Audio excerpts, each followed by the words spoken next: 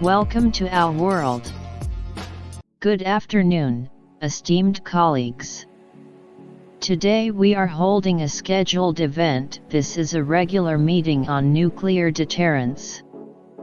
These meetings are held twice a year, and today's agenda includes the issue of updating the fundamentals of state policy in the area of nuclear deterrence.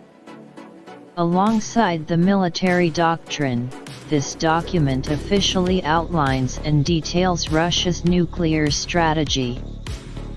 First and foremost, it reaffirms the basic principle of the use of nuclear weapons, namely, that the use of nuclear forces is the ultimate measure for defending the country's sovereignty.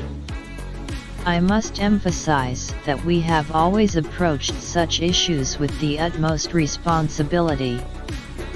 Fully aware of the immense power that this weapon holds, we have sought to strengthen the international legal framework for global stability and to prevent the proliferation of nuclear weapons and their components. Today, the nuclear triad remains the most important guarantee of the security of our state and its citizens, as well as a tool for maintaining strategic parity and balance of power in the world.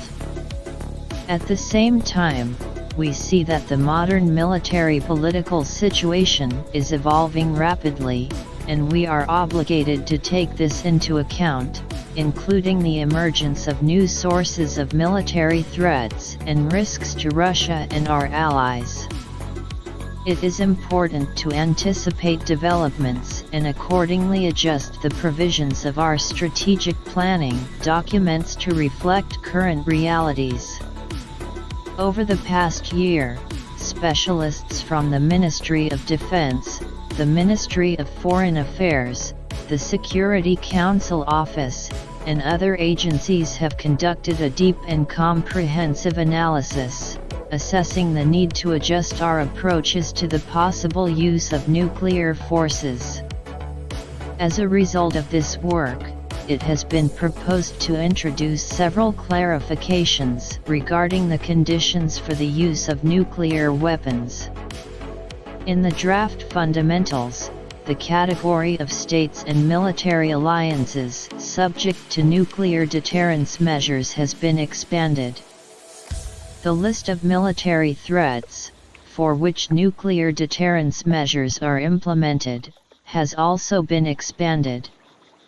One particular point I would like to draw your attention to, in the updated version of the document, aggression against Russia by any non-nuclear state, but with the involvement or support of a nuclear state, is proposed to be treated as a joint attack on the Russian Federation. The conditions for Russia's transition to the use of nuclear weapons are also clearly outlined. We will consider such a possibility if we receive reliable information about a massive launch of aerospace attack weapons and their crossing of our national borders. This includes strategic or tactical aircraft, cruise missiles, drones, hypersonic, and other flying devices. We reserve the right to use nuclear weapons in the event of aggression against Russia and Belarus as part of the Union State, in agreement with the Belarusian side and the President of Belarus. All these matters have been coordinated, including the provision that, if the enemy uses conventional weapons to create a critical threat to our sovereignty, we will respond accordingly.